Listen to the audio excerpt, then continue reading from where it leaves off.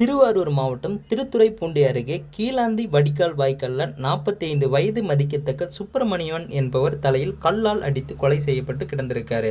இது குறித்து போலீசார் மோப்பநாய் மற்றும் சிசிடிவி காட்சிகளின் உதவியுடன் தீவிர விசாரணை நடத்தியிருக்காங்க.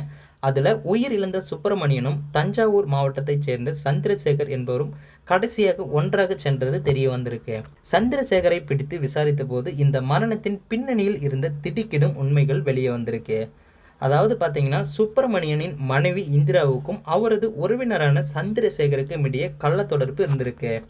இதனை அறிந்த சுப்பிரமணியன் இருவரையும் கண்டிச்சிருக்காரு. இதனால் ஆத்திரமடைந்த இந்திராவும் சந்திரசேகரும் சேர்ந்து சுப்பிரமணியனை தீர்த்து கட்ட திட்டம் தீட்டியிருக்காங்க. அதன்படி சுப்பிரமணியனுக்கு மது வாங்கி கொடுத்து போதையில் இருந்தபோது சந்திரசேகர் அவரை தலையில் கல்லால் அடித்து கொலை செஞ்சு வாய்க்காலில் வீசியிருக்காரு. இந்த துயர சம்பவம் தொடர்புடைய மனைவி இந்திரா மற்றும் சந்திரசேகர் ஆகிய இருவரையுமே போலீசார் கைது செய்து திருச்சி சிறையிலும் அடைச்சிருக்காங்க.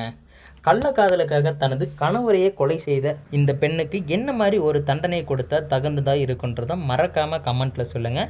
மேலும் இது போன்ற வீடியோவை உடனுக்குடன் நீங்கள் பார்க்க நினச்சா மறக்காமல் நமது சேனலை சப்ஸ்கிரைப் பண்ணுங்கள், பெல் ஐக்கானை கிளிக் பண்ணுங்கள்.